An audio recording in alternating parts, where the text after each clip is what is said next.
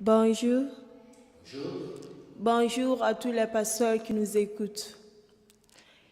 Quant à vous, est-ce que tous les fidèles des églises qui se trouvent dans le monde iront tous au ciel? Question très intéressante, à savoir effectivement, est-ce que tous les membres des églises vont au ciel? Alors, la réponse est immédiatement non. Non, parce que, pour diverses raisons. Non, parce que, d'abord, tout le monde n'est pas fidèle. Donc, il est évident que ceux qui ne sont pas fidèles n'auront pas accès au ciel. Quel sera leur sort? Ce n'est pas la question de ce jour, donc nous la traiterons ultérieurement lors d'une autre vidéo. Mais qu'il y ait une différence entre ceux qui vont au ciel et ceux qui demeureront sur la terre est un enseignement biblique. Alors c'est vrai qu'il y a des mouvements sectaires qui ont ce genre d'enseignement, mais ce n'est pas parce que des sectes ont ce type d'enseignement que ce n'est pas obligatoirement ou que c'est obligatoirement faux.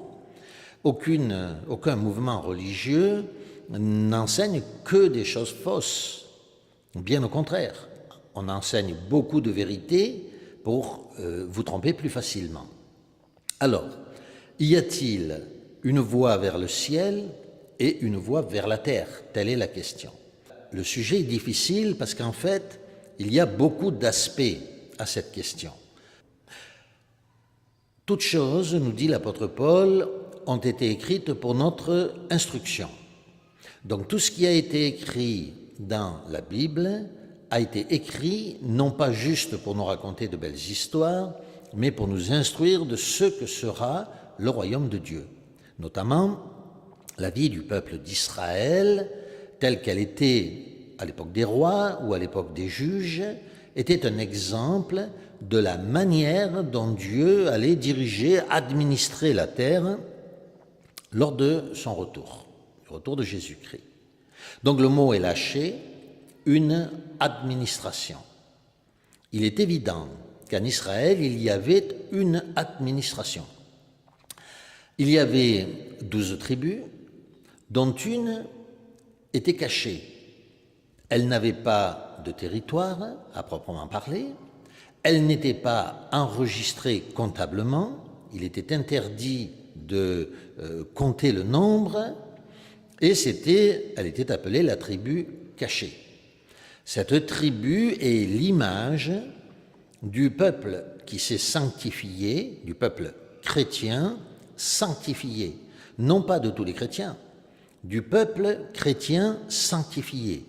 C'est l'image de ces chrétiens qui sont cachés, que les humains ne connaissent pas, mais qui vont être considérés comme saints par Dieu.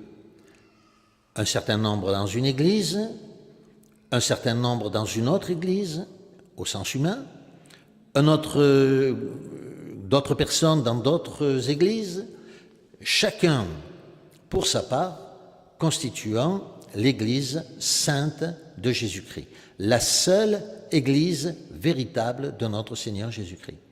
C'est eux qui, nous allons le voir, composent l'administration de Dieu.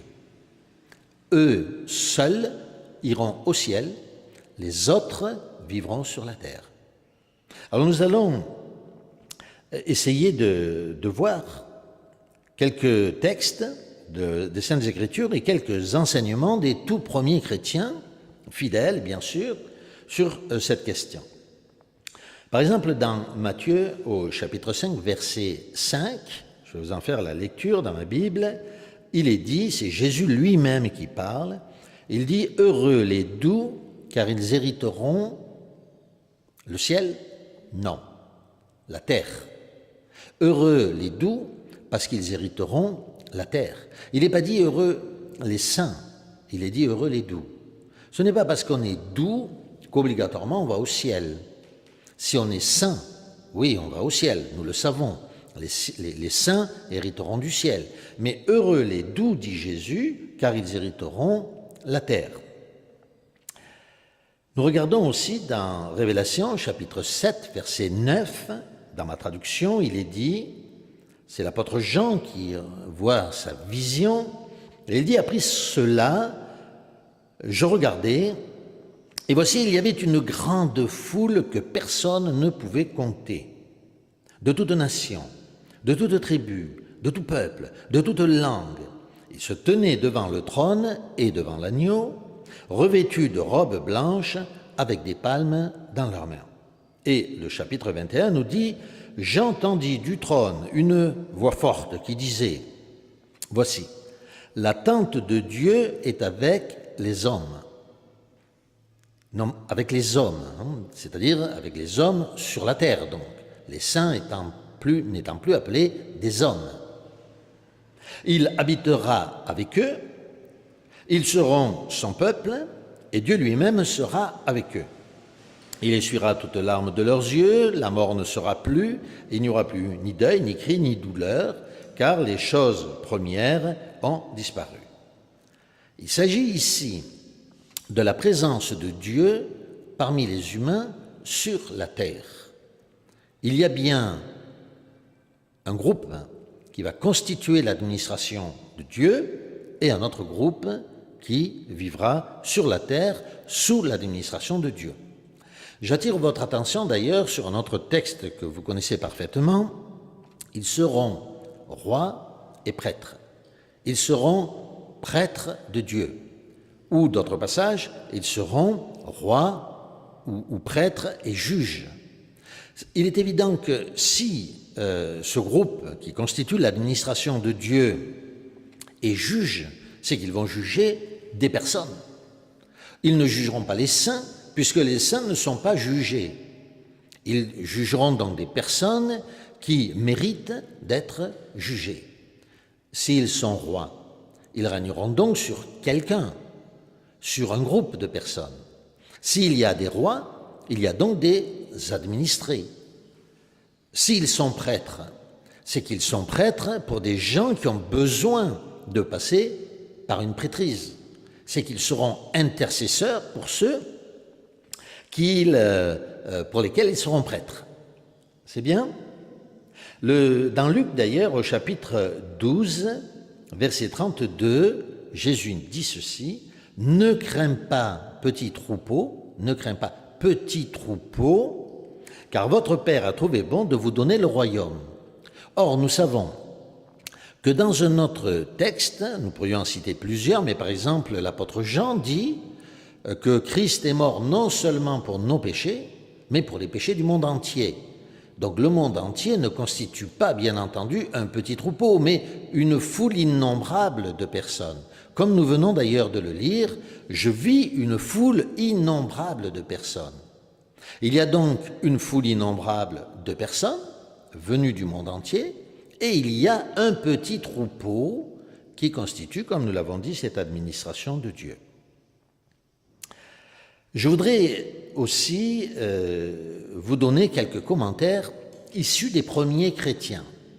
Alors par exemple, Origène, dans son homélie sur le Lévitique, écrit ceci dès les tout premiers siècles de notre ère. Il dit « Si tout le monde était saint, si tous étaient élus, il n'y aurait pas de sort tiré sur les boucs, dont l'un subirait le sort d'être envoyé dans le désert et l'autre celui d'être offert au Seigneur. Mais il y aurait un sort unique, une victime unique pour le seul Seigneur. Mais en fait, dans la foule de ceux qui s'approchent du Seigneur, il y a ceux qui appartiennent au Seigneur, il y en a d'autres qui doivent être envoyés dans le désert. » Premier commentaire, celui d'Origène. Donc tout le monde, nous le comprenons, ne va pas au ciel. Prenons un autre commentaire tiré de Irénée. Irénée qui était avant même Origène, dans le temps, tout près. Il écrit ceci, « Une fois ressuscités, nous serons enlevés au ciel. » C'est la doctrine de l'enlèvement de l'Église, n'est-ce pas ? Connue de tous les chrétiens. Mais il dit, une fois ressuscités, nous serons tous enlevés au ciel, tous ceux d'entre nous, du moins, que le Seigneur aura jugés dignes. Tout le monde, donc, d'après Irénée, ne va pas au ciel. Et un peu plus loin, il écrit « Et comme le disent les premiers presbytes, c'est alors que ceux qui en auront été jugés dignes du séjour du ciel y pénétreront, tandis que d'autres jouiront des délices du paradis et que d'autres encore posséderont la splendeur de la cité. » Donc d'après lui, il y a ceux qui iront au ciel, ceux qui iront dans le paradis et d'autres dans la cité. Que signifie très exactement tout cela, il ne nous le dit pas, mais cependant, il nous dit ce qu'il vient d'affirmer, certains iront au ciel et d'autres dans le paradis. Certains au ciel, d'autres sur la terre. Et d'ailleurs, il continue en disant un peu plus loin, « Telle sera la différence d'habitation entre ceux qui auront produit 100 pour un, 60 pour un, 30 pour un, et bien entendu, vous le savez, il base son commentaire sur le texte de Matthieu chapitre 13. Les premiers seront enlevés aux cieux, les seconds séjourneront dans le paradis, et les troisièmes, répète-t-il, dans la cité. C'est la raison pour laquelle le Seigneur dit qu'il y avait de nombreuses demeures dans la cité de mon Père. Et là, il nous cite le passage de l'évangile de Jean, chapitre 14. Vous voyez, même les premiers chrétiens nous enseignent qu'il y a des fidèles qui vont au ciel, constituant l'administration de Dieu, et d'autres fidèles qui vivront sur la terre. Un autre passage d'Origène. Les Lévites n'ont reçu d'héritage ni de Moïse ni de Jésus, car le Seigneur Dieu, est-il dit, est leur héritage. Quelle conclusion tirer de ce fait, sinon que dans l'Église du Seigneur, il en est qui passent tous les autres, ou qui surpassent tous les autres, par leur vertu et leur mérite. Car pour eux, nous dit l'Écriture, c'est le Seigneur lui-même qui est leur héritage. Voyons, continue-t-il, si la figure des prêtres ou des Lévites ne cache pas le sens suivant, à savoir, dans l'ensemble du peuple de Dieu, je veux dire ceux qui sont sauvés, la plus grande partie, à coup sûr, et le plus grand nombre ont la foi de ceux qui sont simples, dans la crainte de Dieu.